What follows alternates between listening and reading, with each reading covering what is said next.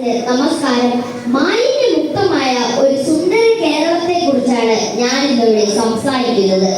ദൈവത്തിന്റെ സ്വന്തം നാട് എന്ന് വിശേഷിപ്പിക്കുന്ന കേരളം എന്ന് ശോചനീയമായ അവസ്ഥയിലേക്ക് മാറിക്കൊണ്ടിരിക്കുന്നു. പ്രകൃതി രമണീയവും ഫലപുഷ്ട സമൃദ്ധവും പൊന്നുവിളയുന്ന മണ്ണ്, ഇതെല്ലാം കേരളത്തിൽ നിന്ന് അകന്നു പോകുന്ന അവസ്ഥയാണ് നമ്മൾ കണ്ടുകൊണ്ടിരിക്കുന്നത്. ഈ സാഹചര്യത്തിൽ കവി ONV കുറുപ്പിന്റെ വരികളാണ് എനിക്ക് ഓർമ്മ വരുന്നത്. ഇനിയും മരിക്കാത്ത ഭൂമി നിന്നാസന്ന മൃതിയിൽ നിനക്കാൽമ ശാന്തി, ഇത് നിന്റെ എന്റെയും ചരമ ശുശ്രൂഷയ്ക്ക് ഹൃദയത്തിൽ നിന്ന് കുറിച്ച ഗീതം, ഹൃദയത്തിൽ നിന്ന് കുറിച്ച ഗീതം. ഈ വരികളിൽ തന്നെയുണ്ട് നമ്മുടെ നാടിന്റെ അവസ്ഥ. മാലിന്യമുക്ത കേരളം വെറും സ്വപ്നമായി മാറാതിരിക്കാൻ നാം ചില കാര്യങ്ങൾ ശ്രദ്ധിക്കേണ്ടതുണ്ട്. ഒന്നാമതായി ശ്രദ്ധിക്കേണ്ടത് ശുചിത്വം തന്നെയാണ്. നമ്മൾ മലയാളികൾ വ്യക്തി ശുചിത്വത്തിൽ മുന്നിലാണെങ്കിലും പരിസര ശുചീകരണത്തിൽ ഏറെ പിന്നിലാണ്. രണ്ടാമതായി പറയാനുള്ളത് പരിസ്ഥിതി മലിനീകരണത്തെ കുറിച്ചാണ്. ആധുനിക മനുഷ്യന്റെ ജീവിതത്തിൽ ഒഴിച്ചുകൂടാൻ പറ്റാത്ത ഒന്നായി മാറിയിരിക്കുന്നു പ്ലാസ്റ്റിക് എന്ന വസ്തു. ആ പ്ലാസ്റ്റിക് തന്നെയാണ് ഇതിലെ പ്രധാന വില്ലൻ. നമ്മുടെ മണ്ണിന്റെ വളക്കൂർ നഷ്ടപ്പെടുത്തി വലിയ മാലിന്യ കൂമ്പാരമായി മാറിയിരിക്കുന്നു നാം വലിച്ചെറിയുന്ന പ്ലാസ്റ്റിക്.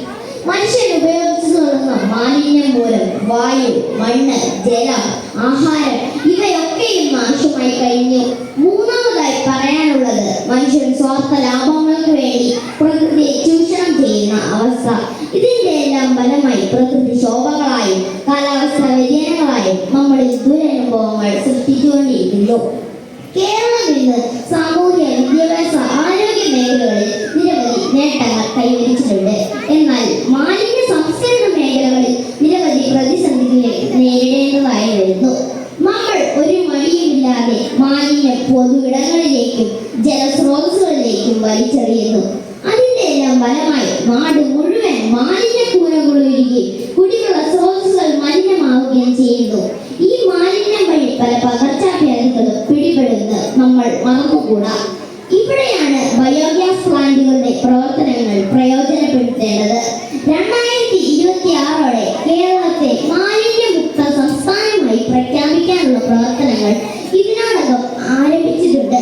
ഹരിത കേരളം പദ്ധതിയുടെ ഭാഗമായി പഞ്ചായത്തുകൾ തോറും രൂപീകരിച്ച ഹരിതകർമ്മ സേനയുടെ പ്രവർത്തനങ്ങൾ മാതൃകാപരമാണ്.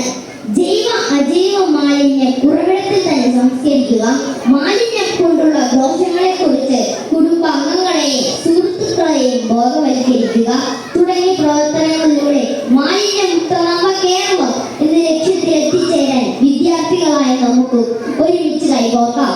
ഇത്രയും പറഞ്ഞുകൊണ്ട് വാക്കുകൾ ഉപസംഹരിക്കുന്നു. നന്ദി, നമസ്കാരം.